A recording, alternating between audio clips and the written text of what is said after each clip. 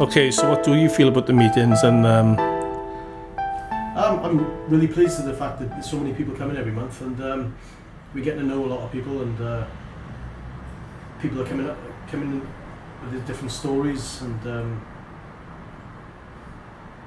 okay, so let me fire a question at you then. Okay, well, if somebody come to the club and just come out with a story that was so outrageous, there was like, you know, how would you respond to that? How would you humour them? Would you consider it? Would you just show contempt? How? You can show contempt because what is outrageous is a personal thing, isn't it? Yeah. You've got to keep an open mind, because what's outrageous to some people would be perfectly acceptable to others.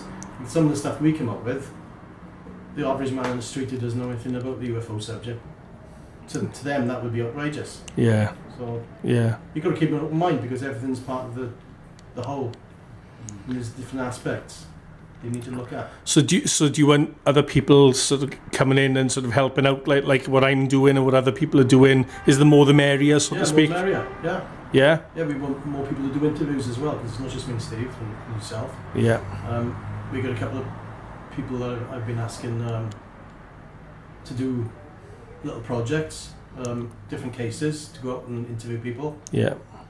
So yeah, it's a non-profit making organisation. Its membership is free, so we'll just come along and enjoy the talks, enjoy the evenings, and of course we organise sky watches as well, which we haven't gone into. Yeah. No, tell us a bit about the sky watch then. I suppose that's a little bit my side of things as well.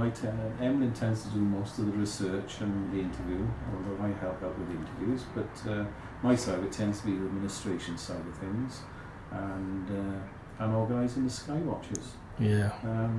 Not quite as well attended as it could have been, but that's probably due to the weather.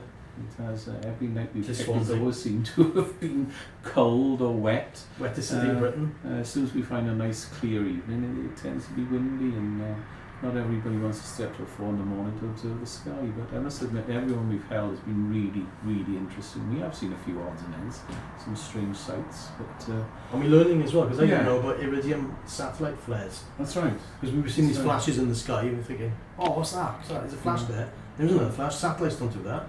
Yeah. And then we find out about. So we've learned. Yeah, we learned ourselves. Yeah. And we've been, we've looked at it with an open mind and tried to explain away everything we see. No, because you can't jump at a conclusion. Oh, it's an alien spaceship. That's right. You've got to look at the other possibilities first. Oh, yeah, I'm glad you said that, because you know, I just want to clarify for the audience at home that this is not a cult. Oh gosh, no.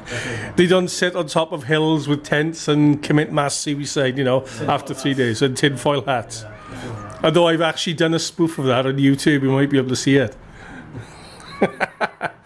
Right, anything else you'd like to discuss? No, that's about it. I mean, as I said, if anyone wants to come along to this club meeting, they'd be more than welcome. Right, is it always going to be held where it's being held at the moment, which is in the Welcome Inn, or are you going to find some other... Well, at the moment it is, but obviously we hope to have some celebrated guest speakers coming along in the future. Ben Emlyn Jones in January and Gary Heseltine in March.